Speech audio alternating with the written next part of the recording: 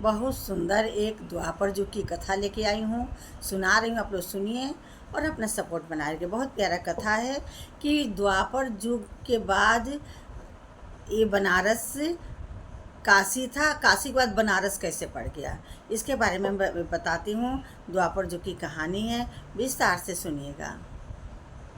यह कथा द्वापर युग की है, जब भगवान श्री कृष्ण के सुदर्शन चक्र ने काशी को जलाकर राख कर दिया था।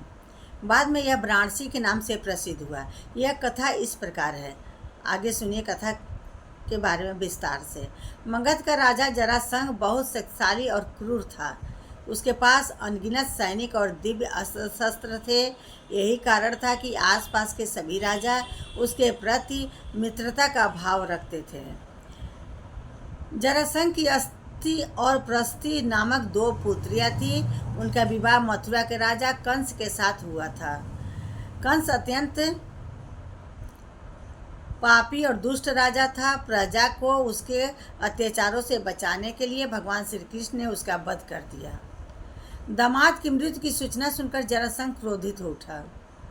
प्रतिशोध की ज्वाला में जलते जरासंध ने कई बार मथुरा पर आक्रमण किया, किंतु हर बार श्री कृष्ण उसे पराजित कर जीवित छोड़ देते थे। एक बार उसने कलिंग राज पौंड्रक और काशीराज के साथ मिलकर मथुरा पर आक्रमण किया।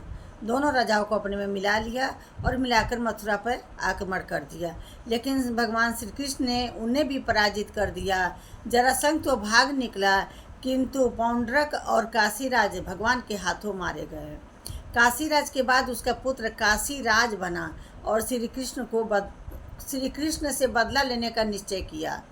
वह श्री कृष्ण की शक्ति जानता था, इसलिए उसने कठिन तपस्या कर भगवान शिव को प्रसन्न किया और उन्हें समाप्त करने का वर मांगा। भगवान शिव ने उसे कोई अन्य वर मांगने को कहा, किंतु वह अपनी मांग पर अड़ा रहा। तब शिव ने मंत्रों से एक भयंकर कृतियाँ बनाई और उसे देते हुए बोले, वत्स, तुम इसे जिस दिशा में जाने का आदेश दोगे, यह उसी दिशा में स्थित राज्य को जलाकर राख कर देगी। लेकिन ध्यान रखना, इसका प्रयोग किसी ब्राह्मण भक्त पर मत करना, वरना इसका प्रभाव निष्फल हो जाएगा। यह कहकर भगवान शिव अंतर्ध्यान हो गए। इधर दुष्ट कालयवन का वध करने के बाद श्री कृष्ण सभी मथुरा वासियों को लेकर द्वारका आ गए थे।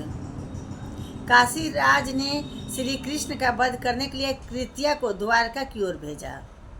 काशीराज को यह ज्ञान नहीं था कि भगवान श्री कृष्ण ब्राह्मण भक्त हैं, इसलिए द्वारका पहुंचकर श्री कृत्या उनका कुछ अहित न कर पाई। उल्टे श्री कृष्ण ने अपना सुदर्शन चक्र उसकी ओर चला दिया। सुदर्शन भयंकर अग्नि उगलते हुए कृत्या की ओर झपटा। प्राण संकट में देख कृत्या भयभीत होकर काशी की ओर भागी। सुदर्शन चक्र भी उसका पीछा करने लगा। काशी पहुंचकर सुदर्शन ने कृत्या को भस्म कर दिया, किंतु फिर भी उसका क्रोध शांत नहीं हुआ और उसने काशी को भस्म कर दिया। कालांतर में 12 और 80 नामक दो नदियों के मध्य यह नगर पुनः बसा। 12 और 80 नदियों के मध्य बसे होने के कारण इस नगर का नाम वाराणसी पड़ गया। इसी से इसका नाम वाराणसी पड़ गया। 80 नदी आज भी है और 12 माने बरुड़ा नदी वो भी है। दोनों के बीच में ये वाराणसी बसी हुई है, वाराणसी पड़ गया। इस प्रकार काशी का वाराणसी के रूप में पुनर्जन्म हुआ।